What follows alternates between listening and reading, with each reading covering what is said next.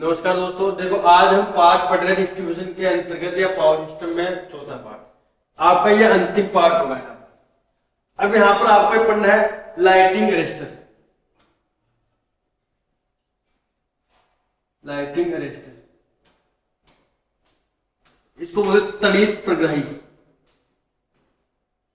तड़ित प्रग्राही देखो होता क्या है, ये एक पार्सल लाइन होती है या डिस्ट्रीब्यूशन लाइन होती है, वहां पर दोनों जगह प्रभाव डालते हैं।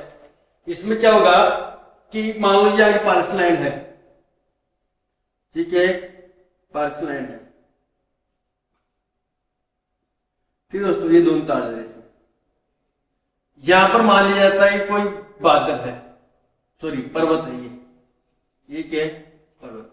लाइटिंग अरेस्टर तड़ित प्रग्रह क्या होता है, क्या उत्तर में या उत्पन्न कैसे होता है, ठीक दोस्तों, ये क्या है, पर्वत है। इस पर्वत के ऊपर से ये बादल जा रहे हैं ऐसे, ठीक दोस्तों, ये क्या जा रहे हैं, बादल जा रहे हैं। अब जब ये बादल और पर्वत यहां दोनों एक जगह स्पर्श होंगे यहां पर, तो यहां पर होगा घर्षण पैदा। क्या होगा, घर्षण होगा। जब पर्वत और बादल जब यहां पर स्पर्श करेंगे तो घर्षण होगा, तो घर्षण होने की वजह से यहां पर एक आवेश पैदा होगा, एक चार्ज पैदा होगा, यहां पर चार्ज पैदा होगा, और वो चार्ज पैदा होगा वो बादलों में होगा पॉजिटिव चार्ज। क्या हो गया, जो बादल का जो निचला भाग है उसमें तो पॉजिटिव चार्ज पैदा होगा, और जो ऊपरला भाग है उसमें कौन चार्ज पैदा होगा, नेगेटिव चार्ज। क्यों, क्योंकि जो पृथ्वी का चार्ज मानते हैं हम, पृथ्वी का जो चार्ज है, विभव है, वो ऋणात्मक मानते हैं, अर्थात बादल का भी क्या होगा, यहाँ पर ऋणात्मक चार्ज होगा। बादल क्या होगा, ये पूरा बादल का हिस्सा बन गया और ये पर्वत बन गया। जब पर्वत से किसने केस स्पर्श किया तो इसका नेगेटिव चार्ज था, तो यहाँ पर कौन से पैदा कर दिया, पॉजिटिव चार्ज।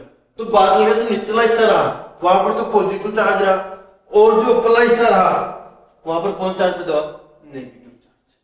कौन चार्ज पैदा हुआ दोस्तों, नेगेटिव चार्ज। यहां से समझ गए लाइटिंग अरेस्टर होता है क्या होता है, कि जब आकाश में बादल विचलन करते हैं, जब बादल घूमते हैं, बढ़ जाते हैं, तो उस समय जो बड़े बड़े पर्वत वगैरह होते हैं, उनकी घर्षण की वजह से क्या होता है कि उन बादलों में एक आवेश या चार्ज इंड्यूस हो जाता है, चार्ज पैदा हो जाता है। वो चार्ज पैदा होता है, वो होता है कैसे, पर्वतों के अंतर्गत, अर्थात पृथ्वी का चार्ज ऋणात्मक होने की वजह से जो पर्वतों का चार्ज है वो कौन सा होता है, नेगेटिव होता है, और नेगेटिव पास में कौन चार्ज पैदा होता है, पॉजिटिव। अर्थात बादल का निचला भाग होगा उसमें तो पॉजिटिव चार्ज होगा, ऊपरला भाग कौन सा होगा, नेगेटिव चार्ज। कौन चार्ज होगा, नेगेटिव चार्ज। अब नेगेटिव चार्ज है, पॉजिटिव चार्ज है, तो ऐसे अनेक बादल है, वो वायु के अंदर क्या करते रहते हैं, एक दूसरे के ऊपर गति करते रहते हैं। एक बादल ये है, दूसरा बादल लिया गया, तीसरा बादल लिया गया, चौथा बादल लिया गया, तो ऊपर नीचे गति करने से क्या गया कि जो असमान आवेश है वो एक दूसरे को अट्रैक्शन करते हैं। जैसे ये एक बादल है, इसका नेगेटिव चार्ज हो, ये पॉजिटिव चार्ज हुआ, ये इसका पॉजिटिव हुआ, और इसके ऊपर एक दूसरा बादल है, इसका कौन सा गया, पॉजिटिव, और इसका कौन सा गया यहाँ पर, नेगेटिव। देखो उसको थोड़ा दोबारा देखना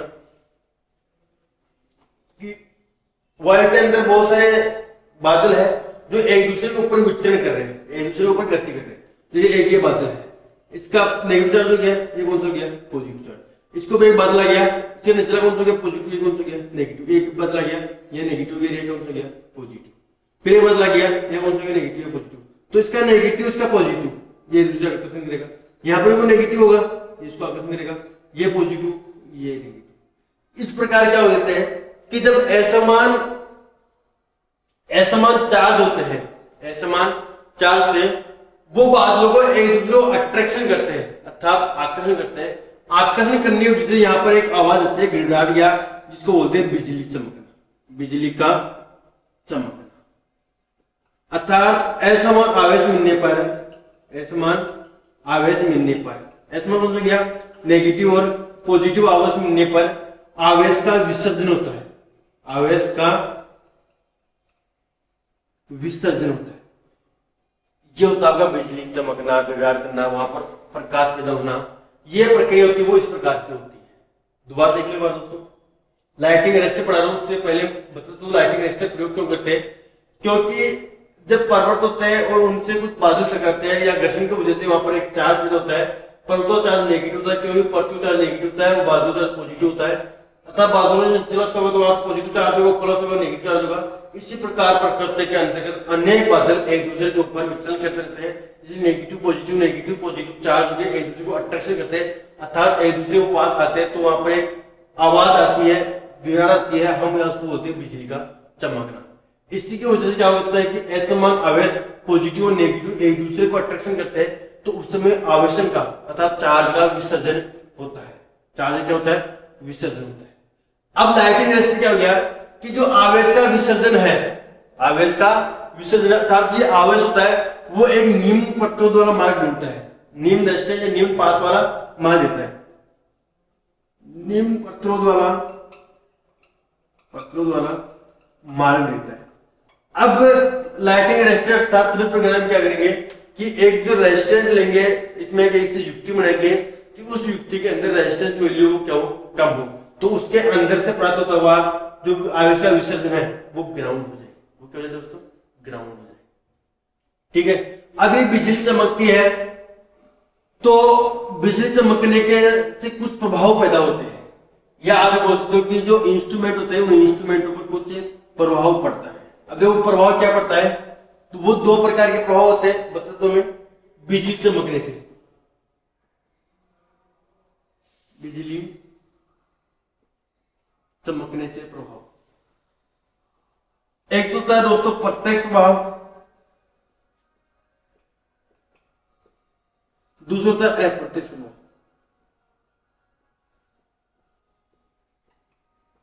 देखो प्रत्यक्ष प्रभाव क्या होता है, ये थोड़ी सी आपकी देना कि जब आवेश का विसर्जन होता है, जब मैं कहता कि ये बादल आपके पास, इसका पॉजिटिव चार्ज है नेगेटिव, इसके पास एक चार्ज बादल है, इसका पॉजिटिव नेगेटिव, एक ये है इसका पॉजिटिव ये नेगेटिव, तो ये अट्रैक्शन की वजह से एक चार्ज पैदा होगा, एक आवेश का विसर्जन होगा।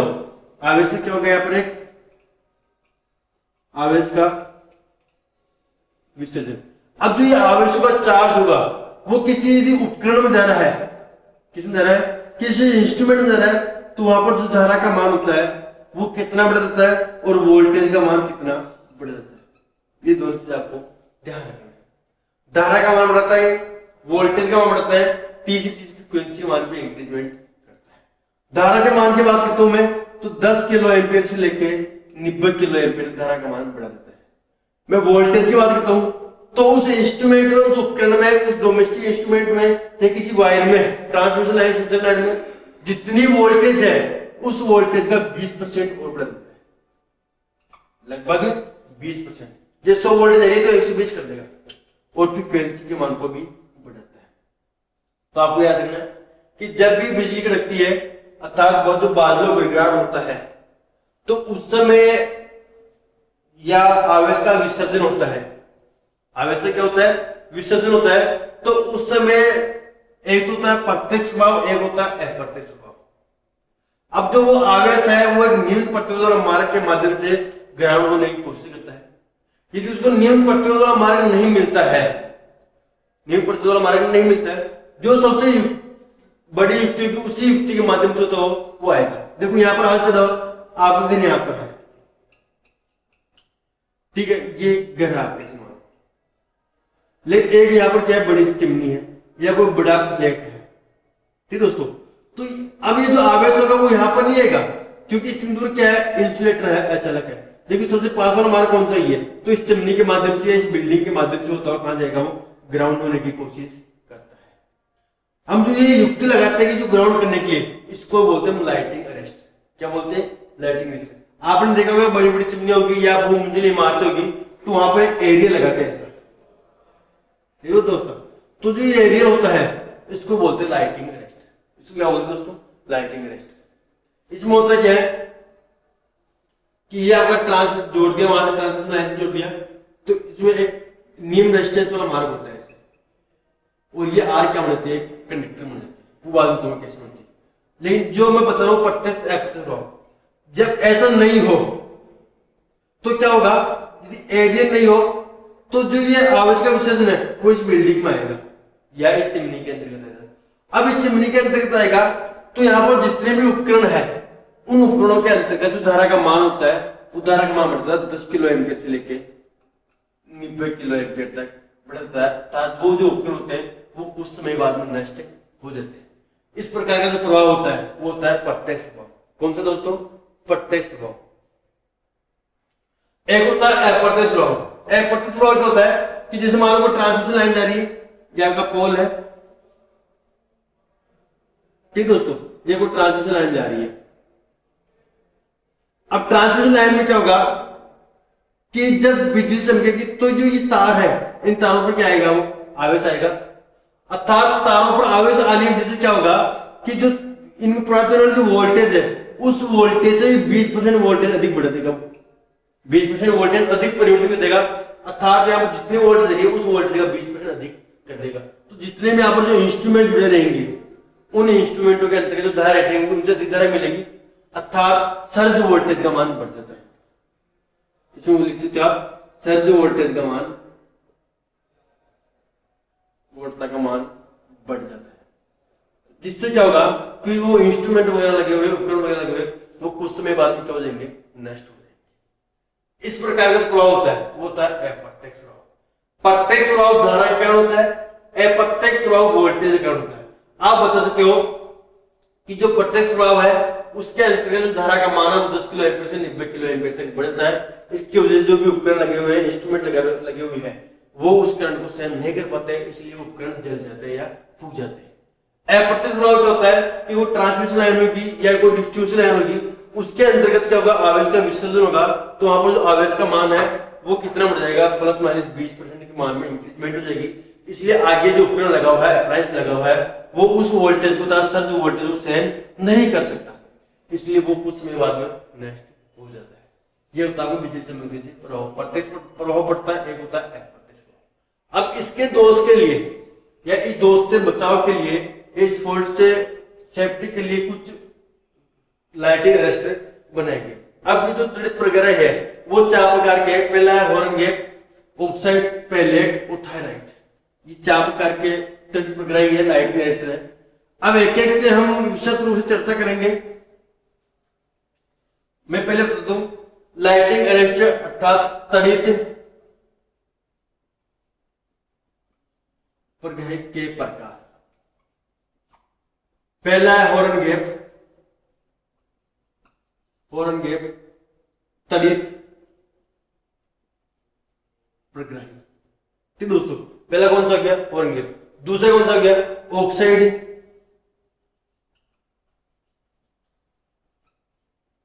फिल्म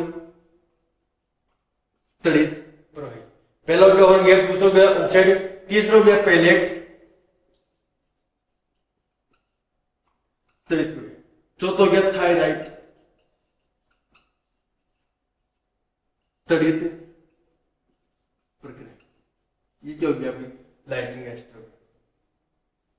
4 प्रकार के हो गए, कौन कौन सा हो गया, पहला हो गया हॉर्न गैप तड़ित प्रक्रिया, दूसरा हो गया ऑक्साइड, तीसरा गया पैलेट, चौथा कौन सा गया थायराइड।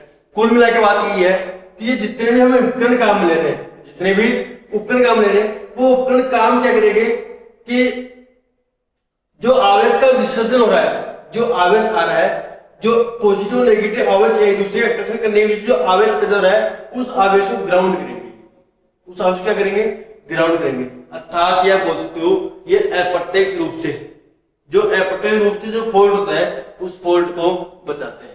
कौन से, horn gap, oxide, pellet, thyrite. ये जो भी सभी इंस्ट्रूमेंट है वो ट्रांसमिशन लाइन अर्थात डिस्ट्रीब्यूशन लाइनों के अंतर्गत प्रयोग किए जाते हैं। कोई भी चिमनी वगैरह हो गया, कोई बड़ा घर वगैरह हो गया, मल्टी स्टोरेज बिल्डिंग होगी, वहां पर इसका प्रयोग नहीं किया जाता है। अर्थात जो प्रत्यक्ष फॉल्ट होता है उनसे बचाव नहीं करता है, ये जो बचाव करता है वो करता है अप्रत्यक्ष फॉल्ट से। जो प्रत्यक्ष फॉल्ट से बचाव करते हैं वो होते हैं एरियल। क्या कहलाते दोस्तों, एरियल कहलाते हैं। यहाँ मैं तड़ित प्रक्रिया की बात करें तो ट्रांसमिशन लाइन तथा डिस्ट्रीब्यूशन लाइन के अंतर्गत जो प्रयोग होते हैं उन्हीं की बात करेंगे। अप्रत्यक्ष रूप से जो प्लस माइनस 20% वोल्टेज के मान में इंक्रीजमेंट हो रहा है, उस वोल्टेज को सहन करने के लिए प्रयोग किए जाते हैं।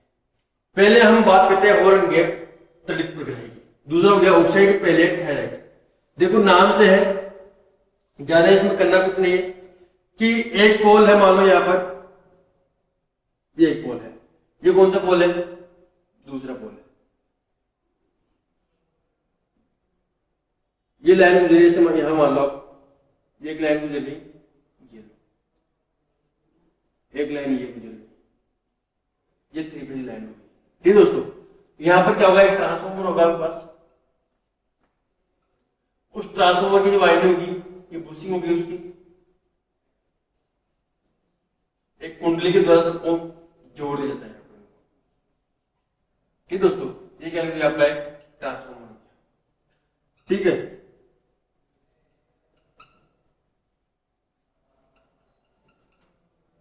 ठीक दोस्तों, यहां पर क्या होगा, यहां पर एक स्टैंड होगा,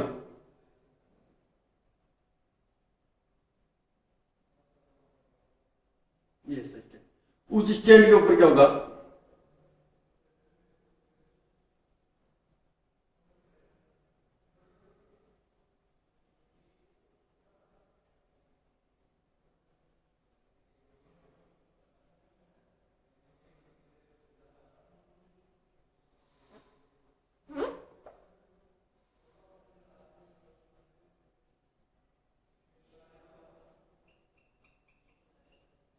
इस प्रकार की जो संरचना बनती है वो बनती है हो रंगे तड़ित प्रग्राही की।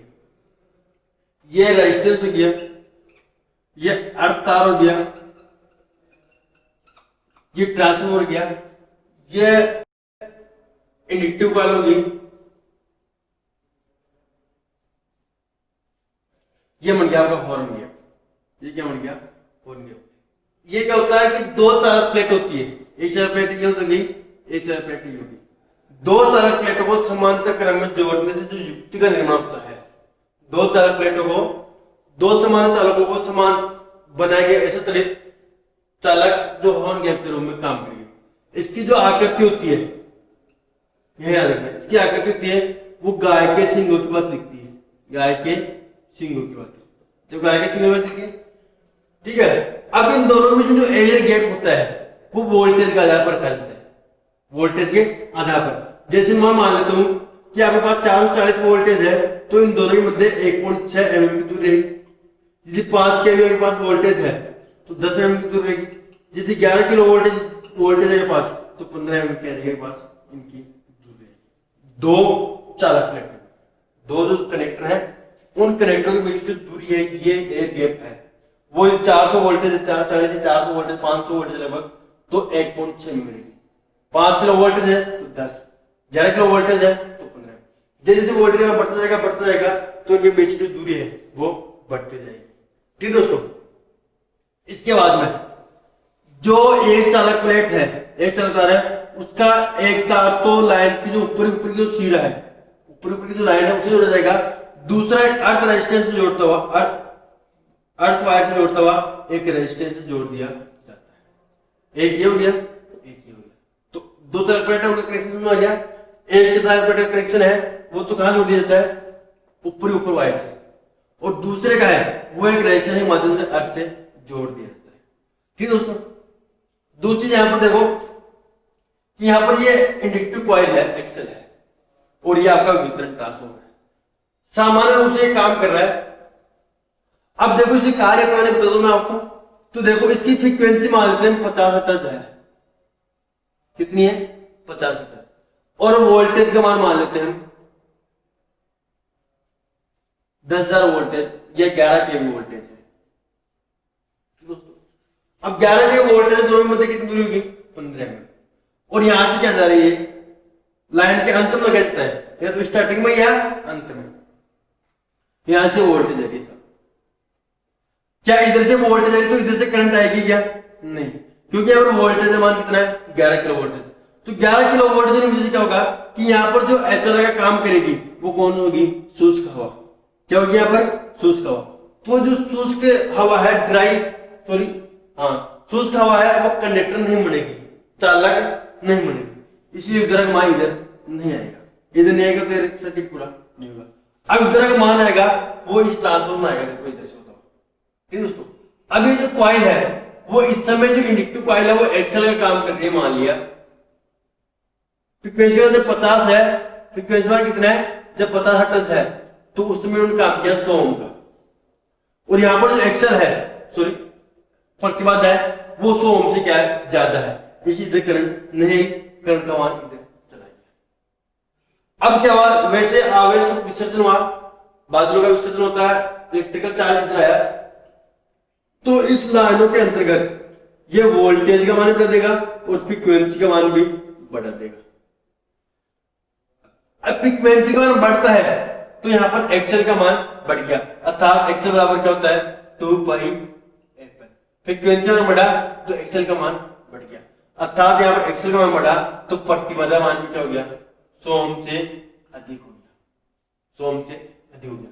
और जब इस वोल्टेज के ऊपर ये इलेक्ट्रिकल चार्ज यहां प्रयुक्त नहीं हो रहा था, मतलब वायु का आयनीकरण नहीं हो रहा था, तो अब वोल्टेज का मान कितना हो गया 11 किलो वोल्ट से अधिक हो गया।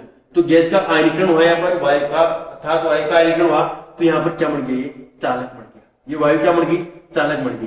तो इस समय इधर का जो रेजिस्टेंस है वो क्या हो गया, आर क्या हो गया कम हो गया। अब रेजिस्टेंस कम हुआ तो जो धारा है इलेक्ट्रिकल चार्ज है वो इधर से प्रवाहित होता हुआ इस रेजिस्टेंस के माध्यम से होता हुआ यहाँ तक क्या हो जाएगा ग्राउंड हो जाएगा, और आपका जो यहाँ पर लोड लगा रखा है वो सेव हो जाएगा। इस प्रकार आपका हॉर्न गेट काम करता है। दोबारा देख लो, गाय के सिंह बात दिखता ही, इसमें दो चालक प्लेटें होती है, उन दो चालक प्लेटों को एक चालक प्लेट को तो हम जोड़ देते हैं लाइन, जो ट्रांसमिशन लाइन है उसके ऊपरी भाग से, एक को जोड़ दिया जाता है रजिस्टरिंग वायर से। यहाँ पर जो एयर गैप होता है वो स्टार्टिंग में ज्यादा होता है, गैस का आयनीकरण नहीं होता है, तो यहाँ पर जो इंसुलेटर का मान होता है वो क्या होता है हाई होता है, और यहाँ पर जो एक्सेल का मान होता है वो क्या होता है कम होता है, क्योंकि फ्रीक्वेंसी मान हम ये मानते पता चलता है। तो एक्सेल का मान कम है तो इलेक्ट्रिकल चार्ज है वो इधर आएगा, इस ट्रांसफार्मर के अंतर्गत आएगा। जैसे ही तड़ित प्रगाही या आवेश का विसर्जन होगा तो वोल्टेज का मान बढ़ेगा और फ्रीक्वेंसी का मान भी बढ़ेगा। वोल्टेज का मान बढ़ने की वजह से यहाँ पर गैस का आयनीकरण होगा, पूरी गैस क्या बन जाएगी, यहाँ पर एक कंडक्टर की वक्ति काम करने लग जाएगी, और फ्रीक्वेंसी बढ़ने की वजह से क्या होगा कि इन कॉइलों का इलेक्ट्रिक रिएक्टेंस है वो एक्सेल बढ़ जाएगा। अतः धारा के मार्ग में ये इलेक्ट्रिकल चार्ज इधर तो सुगमता प्रदान होगी और इधर क्या होगी प्रतिबाधा पैदा होगी। इलेक्ट्रिकल चार्ज को इधर प्रदान होगा और इस रेजिस्टेंस के माध्यम से होता कम हो जाएगा, अर्थात होता ग्राउंड हो जाएगा। अर्थात आपका जो आगे इंस्ट्रूमेंट लगाया गया, ट्रांसफार्मर लगाया गया वो काम नहीं करेगा, अर्थात उनको सप्लाई नहीं मिलेगी। इस प्रकार जो काम करता है वो होता है हॉर्न गैप तड़ित प्रक्रिया। ठीक है दोस्तों, आगे हम बात करते हैं ऑक्साइड फिल्म तड़ित प्रक्रिया। इंपोर्टेंट दो ही है, हॉर्न गैप और तड़ित प्रक्रिया, ये दो ही, एक तो हॉर्न गैप वाला इंपोर्टेंट है और एक है ऑक्साइड वाला। उसके बाद में थायराइड और प्लेट है वो इनके शुद्धतम रूप है। इसके बाद बात करते हैं दूसरा ऑक्साइड फिल्म तड़ित प्रग्राही। ठीक दोस्तों, इसमें क्या होगा कि एक डिस्क होगी, एक क्या होगी डिस्क होगी, ये मानिए क्या बन गई मैंने डिस्क बना दी,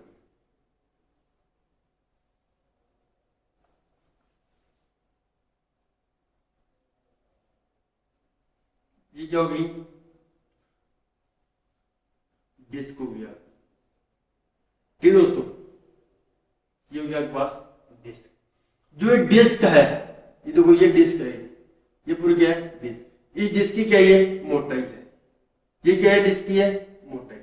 जो ये मोटाई होती है वो डिस्क की मोटाई होती है पित्तल की बनाई जाती है, किसी में दोस्तों पित्तल की, और इसकी जो मोटाई होती है वो होती है 1.25 mm, 1.25 mm। ये दो डिस्क होगी, एक डिस्क की होगी एक डिस्क की होगी।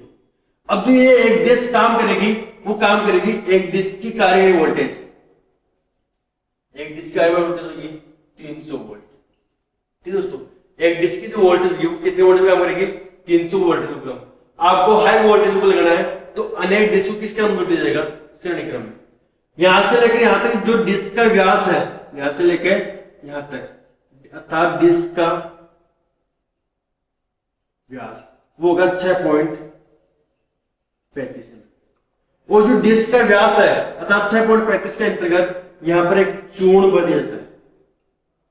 क्या बढ़ दोस्तों, एक चूर्ण भर दिया जाता है और उस चूर्ण का नाम होता है ऑक्साइड है यहां पर, तो लेड पेरोक्साइड का चूर्ण, लेड पेरोक्साइड का चूर्ण। यहाँ पर जो इसका व्यास है 6.35 mm तक, इसमें क्या होता है कि चूर्ण बन जाता है लेड पेरोक्साइड का चूर्ण। और इसका जो ऊपरी सिरा होता है उसको तो लाइन से कनेक्ट कर दिया जाता है, टू लाइन, और जो निचली सिरा होता है उसको अर्थ से कनेक्ट कर दिया जाता है।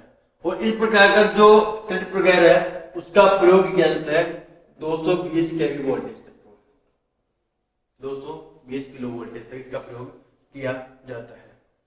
सामान्य अवस्था में ये जो लेड पेरोक्साइड का चूर्ण है वो क्या रहेगा, अचानक की बात क्या करेगा, जैसे आवेश विसर्जन होगा अर्थात आवेश का मान बढ़ेगा तो यहाँ पर क्या होगा, ये कंडक्टर की बात काम करने लगेगा, थोड़ा चालक बढ़ जाएगा। याद रखना है ऑक्साइड फिल्म तड़ित प्रकार में क्या होता है, एक पित्तल की डिस्क होती है, उस एक पित्तल की डिस्क होती है, उसकी कार्यकारी वोल्टेज 300 वोल्टेज होती है, और हाई वोल्टेज के ऊपर इसका प्रयोग करना है तो अनेक डिस्कों को श्रेणी क्रम में जोड़ा जाता है। उसके बाद में इसकी पित्तल की जो मोटाई होती है, डिस्क की जो मोटाई होती है 1.25 mm होती है, और 2 डिस्क लगा के उन 2 डिस्कों के बीच के अंदर लेड पेरोक्साइड का चूर्ण भर दिया जाता है, जो शुरुआत के अंदर तो इंसुलेटर काम होता है और बाद में कंडक्टर का काम करने लग जाता है। जो डिस्क का व्यास होता है अर्थात 6.35 mm के अंतर्गत लेड पेरोक्साइड का चूर्ण भर दिया जाता है। और इस तड़ित प्रकार का जो प्रयोग किया जाता है वो 220 किलो वोल्टेज तक प्रयोग किया जाता है, इसके आगे इसका प्रयोग नहीं किया जाता है। ठीक दोस्तों, ये था आपका ऑक्साइड फिल्म तड़ित प्रकार। इसका जो ऊपरी भाग होता है उसको लाइन से जोड़ दिया जाता है, टू लाइन ऊपरी भाग से, और जो नीचे का भाग होता है उसको अर्थ से जोड़ दिया जाता है। ठीक दोस्तों, इसमें जो डिस्क होती है वो वर्ताकार होती है। आगे हम बात करते हैं पेलेट तड़ित प्रकार की। पेलेट तड़ित प्रकार कुछ भी अंतर नहीं है। ये जो ऑक्साइड फिल्म तड़ित प्रकार है इसका एक शुद्धतम रूप है या उसका परिवर्तित रूप है। तीसरा कौन सा गया, पेलेट तड़ित प्रकार। ये क्या है, फिल्म ऑक्साइड का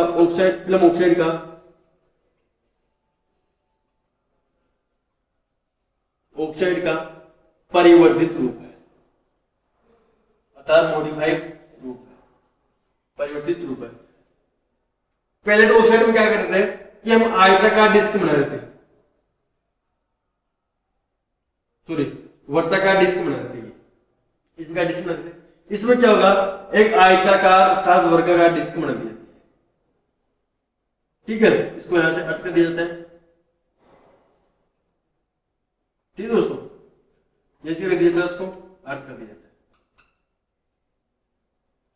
और यहां कर देते हैं टू लाइन। इसकी जो लंबाई होती है वो वोल्टेज के अनुसार रखी जाती है। 1.25 से लेकर 30 mm तक इसकी लंबाई रख सकते हो। 1.25 से लेकर 30 mm तक क्या रख सकते हो, इसकी लंबाई रख सकते हो। 30 सेमी तक, 30 सेमी से क्या रख सकते हो आप, लंबाई रख सकते हो। ठीक दोस्तों, उसके बाद में बात करता हूं मैं, तो इसमें क्या होता है कि ये चीनी मिट्टी की बनाई जाती है, चीनी मिट्टी की बनाई जाती है। और इसके अंदर इस जो फिल्म ऑक्साइड था उसके अंदर क्या होता है, लेड पेरोक्साइड की चूर्ण भर देते हैं, जबकि इसके अंदर क्या भर देंगे, गोलियां भर देती है। 63 mm की क्या भर देती है, गोलियां। ये क्या हो गया, लेड पेरोक्साइड की क्या होती है, गोलियां भर देती है। इसका जो व्यास होता है वो 0.63 mm होता है। एक गोली का व्यास होता है वो कितना होता है, 0.63 mm होता है लेड पेरोक्साइड गोली का व्यास। और इस लेड पेरोक्साइड गोली के ऊपर एक लिथार्ज नामक धातु आती है। ये क्या हो गया, लिथार्ज नामक धातु की पट्टी या आप बोल सकते हो इंसुलेशन चढ़ा देता है। इस प्रकार जो तड़ित प्रक्रिया होता है उसको बोलते हैं पेलेट तड़ित प्रक्रिया। ठीक दोस्तों, ठीक दोस्तों, यहां पर क्या किया कि लेड पेरोक्साइड की गोलियां भरी हमने, उन गोलियों के ऊपर लिथार्ज नामक धातु होती है, उस धातु की हमने परत चढ़ा दी, वो चीनी मिट्टी का पात्र लिया हम। जबकि यहाँ पर क्या होता है कि जो डिस्क ले रहे थे हम काम, जो हम डिस्क काम ले रहे थे उस डिस्क में क्या होता कि यहाँ पर वर्ताकार डिस्क काम लेते हैं। कौन सी लेते हैं, वर्ताकार। जबकि यहाँ पर कौन सी ली, आयताकार या वर्गाकार। इस डिस्क की जो लंबाई होती है वो वोल्टेज के आधार पर रखी जाती है कि यहाँ पर कितनी गोलियां बढ़ी जाएगी, वोल्टेज के आधार पर वो कितनी हो सकती है, 1.25 सेंटीमीटर से लेकर 30 सेंटीमीटर तक, 1.25 सेंटीमीटर से लेकर 30 सेंटीमीटर तक हो सकती है। इससे पहले पढ़ा था हमने फिल्म ऑक्साइड। फिल्म ऑक्साइड तड़ित प्रग्राही। इन दोनों में अंतर यही है कि यहाँ पर एक तो डिस्क का अंतर, यहाँ पर डिस्क नहीं है, डिस्क की जगह एक चीनी मिट्टी का पात्र लेके उसके अंदर लेड ऑक्साइड की गोलियां भर दी गई है, और लेड ऑक्साइड गोलियां भरने के बाद में एक लिथाज नामक धातु होती है, उस लिथाज नामक धातु की क्या के ऊपर पट्टी चढ़ा दी गई है। जो लेड ऑक्साइड की जो गोलियां होती है उनका जो व्यास होता है वो 0.63 mm होता है, और इसकी जो कार्यकारी वोल्टेज होती है या इसको अधिकतम कितने वोल्टेज तक हम प्रयोग कर सकते हैं वो होती है 66 किलो वोल्टेज तक हम इसको प्रयोग कर सकते हैं, जबकि फिल्म ऑक्साइड को 220 किलो वोल्टेज तक हम प्रयोग कर सकते हैं। ठीक है मेरे प्यारे दोस्तों, ये हो गया आपका पैलेट तड़ित प्रक्रिया। इंपोर्टेंट दो ही है, हॉर्न गैप वाला और एक फिल्म ऑक्साइड। फिल्म ऑक्साइड का जो शुद्धतम रूप है या भी बोल सकते हो मॉडिफाइड रूप, शुद्धतम रूप तो नहीं बोल सकते हो, परिवर्तित रूप या मॉडिफाइड रूप बोल सकते हो पैलेट को। तीसरे में बात करता हूं तो तीसरा आता है आपके पास, सॉरी चौथा आता है आपके पास थायराइड।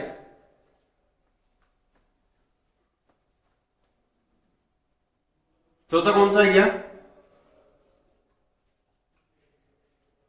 थायराइड तड़ित प्रग्राही। इसमें भी कुछ अंतर नहीं है, ये जो पैलेट है पैलेट तड़ित प्रग्राही का ही मॉडिफाइड रूप है, मॉडिफाइड रूप है। ठीक है दोस्तों, इसमें क्या होगा कि पैलेट के अंदर क्या ले लेते हैं हम, वर्ताकार ये ले लेते हैं चीनी मिट्टी बनी हुई। यहां पर भी चीनी मिट्टी बनी हुई है, एक वर्ताकार प्लेट, सॉरी वर्गाकार प्लेट लेंगे, उस वर्गाकार प्लेट में एक तो जोड़ देंगे 2 लाइन से, और निचला भाग होगा उसको कहां जोड़ देंगे अर्थ से। वही वोल्टेज की जो लंबाई होगी, सॉरी इसकी लंबाई होगी वही 1.25 सेंटीमीटर से लेकर 30 सेंटीमीटर के मध्य हो सकती है। दूसरी चीज, पैलेट के अंदर क्या करते हैं कि हम लेड पेरोक्साइड की क्या कर रहे थे, गोलियां भर रहे थे, जबकि थायराइड के अंदर क्या होगा कि एक कार्बनिक मिश्रण होगा, एक कार्बनिक मिश्रण होगा, उस एक कार्बनिक मिश्रण की डिस्क बनाई जाएगी, डिस्क बनाई जाएगी और डिस्क यहाँ पर लगा जाएगी, और एक कार्बनिक मिश्रण में जो धातु होगी वो धातु सबसे ज्यादा मात्रा होगी थायराइड की। किसकी दोस्तों? थायराइड की। और इसकी जो कार्यकारी वोल्टेज है वो 220 किलो वोल्टेज तक होती है, और वो प्लस 20% वोल्टेज के ऊपर इसे क्या हो जाता है चार्ज, मतलब यहाँ पर डिस्क लगा दी जाती है। क्या लगा दी दोस्तों? डिस्क लगा दी जाती है। ये होता है आपका पहला स्टेप। फिर दोबारा बता दो, पहला पढ़ा आपने हॉर्न गैप, पहला कौन सा पढ़ा यहां पर लिख दो मैं, हॉर्न गैप तड़ित प्रग्राही। दूसरा पढ़ा फिल्म ऑक्साइड प्रग्राही, तीसरा पढ़ा पैलेट तड़ित प्रग्राही, और चौथा पढ़ा थायराइड तड़ित प्रग्राही। अंतर क्या है कि फिल्म ऑक्साइड यह तड़ित प्रग्राही लाइटिंग एक्स्ट्रा है, वो 220 किलो वोल्टेज तक काम ले जाता है, ये 66 किलो वोल्टेज तक काम ले जाता है, और वापस 220 किलो वोल्टेज तक काम ले जाता है। जबकि ये कितने वोल्टेज तक काम ले सकते हो, शर्त ये है कि दोनों तलक इलेक्ट्रॉन के बीच की जो दूरी होगी, दोनों तलक है वो नीचे और कम होगी, ऊपर की क्या होगी ज्यादा होगी, वो वोल्टेज के अनुसार होगी। जैसे 440 वोल्टेज है तो 1.6 mm, 5 किलो वोल्टेज है तो 10 mm, और 11 किलो वोल्टेज है तो 15 mm की दूरी होगी। ठीक है, फिल्म ऑक्साइड के अंदर क्या होता है कि एक डिस्क होगी, एक क्या होगी डिस्क होगी, वो डिस्क होगी जो पितली डिस्क होगी, उसकी मोटाई होगी 1.25 mm, और उसका व्यास होगा 6.35 mm। उस व्यास के अंदर लेड पेरोक्साइड का चूर्ण भर दिया जाता है, चूर्ण बनने की वजह से वो काम करती है। पहले तो प्रोग्राम क्या हुआ, ये फिल्म ऑक्साइड का शुद्धतम रूप है या मॉडिफाइड रूप है। इसमें क्या हुआ कि प्लेट है वो वर्ताकार लेकर वर्गाकार लिया, और इसमें फिल्म ऑक्साइड का चूर्ण न भरकर इसी गोलियां भरी जाती है, और गोलियां बनने के बाद में एक लिथाज नामक धातु आती है, उस लिथाज नामक धातु क्या कर दी जाती है परत चढ़ा दी जाती है, और इसमें जो कार्यकारी वोल्टेज अधिकतम होती है वो 66 किलो वोल्टेज होती है। उसके बाद होता है थायराइड, ये पैलेट का मॉडिफाइड ग्रुप है। इसके अंदर क्या किया गया कि यहाँ पर गोलियां न भर के यहाँ पर डिस्क लगाई गई, और उस डिस्क के अंतर्गत जो पदार्थ लिया गया वो लिया गया एक कार्बनिक मिश्रण, और एक कार्बनिक मिश्रण में सबसे ज्यादा जो मात्रा रही वो किसकी रही थायराइड की, और इसकी भी कार्यकारी वोल्टेज कितनी रही 220 किलो वोल्ट। ठीक दोस्तों, ये था आपका लाइटिंग अरेस्टर। लाइटिंग अरेस्टर होता है क्या, कैसे उत्पन्न होता है, एक निम्न प्रचोदन मार्ग होता है और कितने प्रकार के प्रयोग किए जाते हैं। उसके बाद में छोटा सा टॉपिक में वो बताता हूं आपको। एक होता है आपके आरक, एक तरीका कवेचिंग। आरक का मतलब क्या होता है? आरक का मतलब होता है ज्वाला, कि वहां पर कोई भी कंडक्टर नहीं हो। आरक का मतलब क्या गया? देखो, आरक का मतलब होता है वैसे ज्वाला होता है कि अग्नि पैदा करना, कि यहां पर मान लो पास एक धातु है और एक धातु यह है। इन दोनों धातु को आपने किसे जोड़ दिया? एक एमीटर सोर्स जोड़ दिया या वोल्ट मीटर सोर्स जनरेटर से जोड़ दिया। यहां पर इसका ये एनोड है और ये क्या है? कैथोड। और यहां पर ये क्या है? हवा है। ये क्या है? हवा। अब ये कैथोड क्या निकलेंगे? इलेक्ट्रॉन्स निकलेंगे। कैथोड धातु की उससे क्या निकलेंगे? इलेक्ट्रॉन्स निकलेंगे। और इलेक्ट्रॉन निकल के जो ये गैस है अर्थात वायु है, इस वायु का क्या करेंगे? ये आयनीकरण करेंगे। क्या करेंगे दोस्तों? आयनीकरण। अब आयनीकरण करने की वजह से क्या होगा कि जो वायु है ये धीरे धीरे क्या बन जाएगी? चालक बन जाएगी। क्या बने दोस्तों? चालक बढ़ जाएगी। अर्थात चालक बनने के बाद क्या होगा कि जो विद्युत धारा का प्रभाव होगा वो पूरी तरह से होने लग जाएगा। अर्थात ये जो यहाँ पर जो चालक बनती है वो होती है आर्क पैदा होती है। क्या होती है? आर्क। और इसका रेजिस्टेंस में दिया आर मान लेता हूं, और इसमें आई धारा बहती है, तो इसका जो पावर कंजम्पशन होगा वो आई स्क्वायर इंटू आर होगा। ठीक दोस्तों, ये होता है आपकी आर्क। आपके एक छोटा सा पॉइंट और देखा है और सेमेस्टर में कवेचिंग। जो कवेचिंग एक ऐसा प्रक्रम है, एक प्रक्रम या बोल सकते हो प्रक्रिया है, कोई प्रोसेस है कि कोई भी धातु होगी वो गर्म होगी। कोई भी धातु है, उस धातु क्या किया हमने? गर्म किया। अब गर्म करने के बाद उसको ठंडा कैसे किया जाता है? जो ठंडा करने की जो प्रक्रिया है, धातु गर्म करने के बाद में ठंडा करने की जो प्रक्रिया है, ठंडा करने की जो प्रक्रिया है वो होती है कवेचिंग। अब ठंडा कैसे कर सकते हो आप? उसको पानी से ठंडा कर सकते हो, H2O या बाहरी जल से आता है, बाहरी जल से ठंडा कर सकते हो, ऑयल से ठंडा कर सकते हो, या वायु से ठंडा कर सकते हो। ये माध्यम है। सबसे ज्यादा जो प्रयोग करता है वो माध्यम होता है पानी से। एक गर्म धातु होती है, उस गर्म धातु को ठंडा करने की जो प्रक्रिया होती है उस प्रक्रिया को बोलता है कवेचिंग। क्या बोलता है? कवेचिंग। और कोई भी धातु है वो कितनी गर्म होगी और गर्म होने के बाद वो जितना समय ठंडा करने में लोगे उसमें उतनी उसमें हार्डनेस आएगी तथा कठोरता का मान बढ़ता है। कठोरता का मान, हार्डनेस का मान कब बढ़ेगा? जब कोई गर्म वस्तु है, उस गर्म वस्तु को आप ठंडा करने में जितना अधिक समय लोगे तो उतनी क्या होगी? उसमें हार्डनेस या कठोरता आएगी। ठीक दोस्तों, ये था कवेचिंग। आरक क्या होती है? प्रकार ज्वाला होती है जो एयर को एक कंडक्टर बना देती है। वायु को क्या बनाती है? चालक। कैसे? क्योंकि कैथोड से कुछ इलेक्ट्रॉन निकलते हैं और वो इलेक्ट्रॉन आयनीकरण प्रक्रिया के कारण, कौन सी प्रक्रिया कारण दोस्तों? आयनीकरण प्रक्रिया के कारण उस जो गैस है उसको धीरे धीरे कंडक्टर में परिवर्तन कर देते हैं। जो होती है आरक। कवेचिंग एक प्रक्रम है, प्रोसेस, एक प्रक्रिया है जिसे क्या होता है? गर्म वस्तु को ठंडा खींचता है। माध्यम कौन सा गया? पानी हो गया, बाहरी जल हो गया, ऑयल हो गया। ठीक है, ये क्या इसके माध्यम है। सबसे जो अच्छा माध्यम होता है पानी। कोई भी धातु है उसमें कठोरता, हार्डनेस कब आएगी? जब उस गर्म वस्तु को ठंडा करने में आप अधिक समय लेते हो। ठीक दोस्तों, ये था आपका पार्ट 4। डिस्ट्रीब्यूशन पूरा हो गया है और पावर सिस्टम इसी के साथ काम होता है। धन्यवाद।